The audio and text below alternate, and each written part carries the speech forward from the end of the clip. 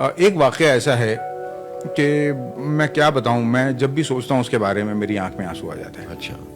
وہ واقعہ یہ ہے کہ بامبے میں ایک مضافات میں ایک بستی ہے ٹرامبے, جہاں پہ بابا ایٹامک ریسرچ ہے, اس کے پاس ایک جھگی جھوپڑ پٹی ہے. وہاں پہ 10ویں کے رزلٹ لگے تھے, تو 10ویں کے رزلٹ کے بعد جو ہے ہوتا ہے کہ آپ انٹرویو کرتے ہو, یہ میرٹ میں آیا ہے, وہ میرٹ میں. تو وہاں کی جھگی جھوپڑ پٹی کے ایک معذور بچے کا, جسے اب لوگ ہینڈی کیپ نہیں کہتے ہیں بلکہ ڈفرینٹلی ایبلڈ کہتے ہیں, تو ایسے بچے کو 74% کی حاصل کرنے پہ میرٹ لسٹ میں اس کو مقام ملا تھا. تو مجھ سے کہا گیا کہ اس کا انٹرویو کروں.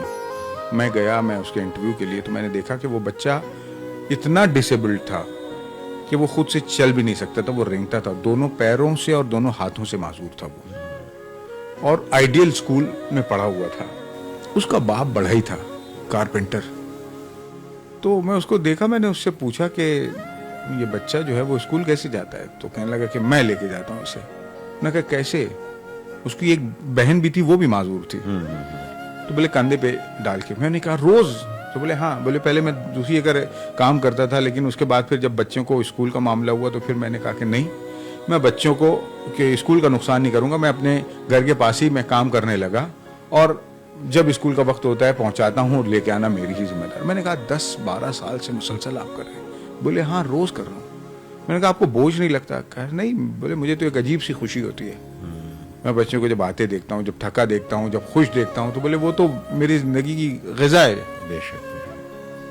پھر یہ ہوا, اب میری سٹوری وہ جو ہے اردو مراٹھی سب میں چلی. تو اس وقت آبا کر کے آر پاٹل مہاراشٹر کے ڈپٹی چیف منسٹر تھے, انہوں نے اس سٹوری کو مراٹھی میں دیکھا اور باقاعدہ ای ٹی وی میں فون کر کے کہا کہ اس بچی کی زندگی بھر کی پڑھائی کا جو خرچ ہوگا وہ میں اٹھاؤں گا. لیکن کہانی یہاں ختم نہیں ہوئی. اس کے والد سے میرا ایک تعلق ہو گیا تھا, بلکہ ایک دن فون آیا تو میں نے اٹھایا نہیں فون, میں مصروف تھا. پھر میں نے فون لگایا تو سلام دعا کے بعد میں نے کہا اور کیسے ہیں آپ؟ تو بولے اچھا ہوں. میں نے کہا آپ کا فون آیا تھا, معاف کیجیے میں کام میں مصروف تھا, نہیں اٹھا پایا. تو انہوں نے کہا نہیں, بولے اصل میں ایک خبر آپ کو دینی تھی. تو میں نے کہا کیا ہوا؟ تو بولے میرے بیٹے کا انتقال ہو گیا. تو میں نے کہا کیسے؟ بولے ہو گیا, وہ تو اس کی تو طبیعت تھی ہی ایسی. تو میں نے ایسی طبیعت تھی؟ تو بولے ہاں, وہ تو جب پیدا ہوا تھا تو ڈاکٹروں نے کہا تھا کہ 1 سال جی جائے گا تو بہت ہے. تو میں نے اس بڑھئی سے پوچھا کہ آپ کو پتا تھا کہ یہ بچہ جینے والا نہیں ہے اور آپ اس کو روزانہ کاندھے پہ لے کے جا رہے تھے؟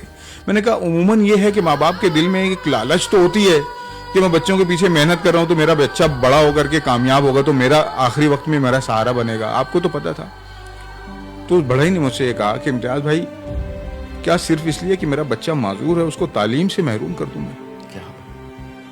مطلب آپ دنیا جہان کے بڑے بڑے, آج ہم نے کیا کیا ہے کہ ہمیں ملینز میں جس کے ویوز ہیں اسی کی باتیں اچھی لگتی ہیں.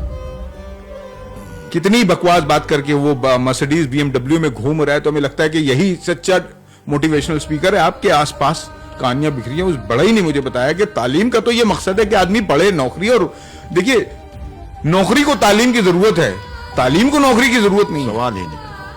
تو وہ اس آدمی نے تعلیم کا صحیح مفہوم مجھے سمجھایا کہ پڑھنا تو اس لیے ہے کہ یہ آدمی کو انسان بناتا ہے.